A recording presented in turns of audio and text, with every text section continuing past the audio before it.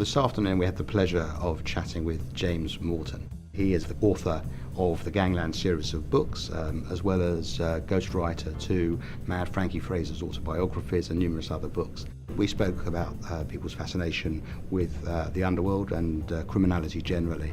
We traced James's career. He started as a defence lawyer and a self-confessed gangland lawyer to writing books. We asked James just to sort of paint a picture of gangland London back in the 40s, 50s and 60s, which he did, tracing nasty people like the Sabinis, the Corteses, Billy Hill, and of course the Krays that everybody knows.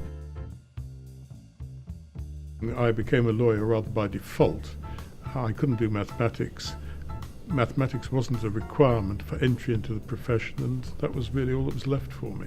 I always wanted to write, and while I was a lawyer I still wrote, or I wrote for a variety of magazines, films and filming, contemporary review. I also did the horoscopes from time to time.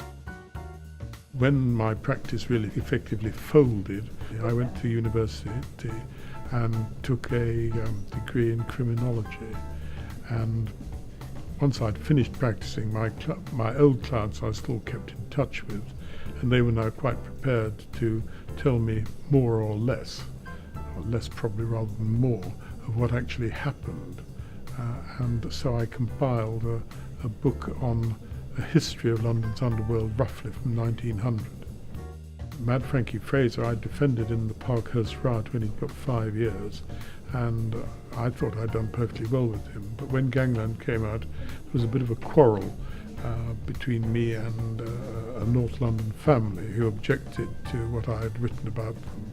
That got itself smoothed over, and I came home one day and found a message from the office saying Mr. Francis Fraser wants to talk to you. So I rang and I said, "Is this the Mr. Fraser?" He says, "Yes." He says, "I've got your book." He said, "I didn't buy it, I had it nicked." He says, "You've got things wrong." So I said, "Well, yes, very likely." He says, I said, "I'll correct them in the next book." He said, "No," he says, "I'm writing my biography and you're going to do it." And in the words of the Godfather, it was an offer I couldn't refuse. What the Academy does, apart from providing legal knowledge, it also allows us to think beyond the law, which makes us all sort of better at what we do in providing good service to clients.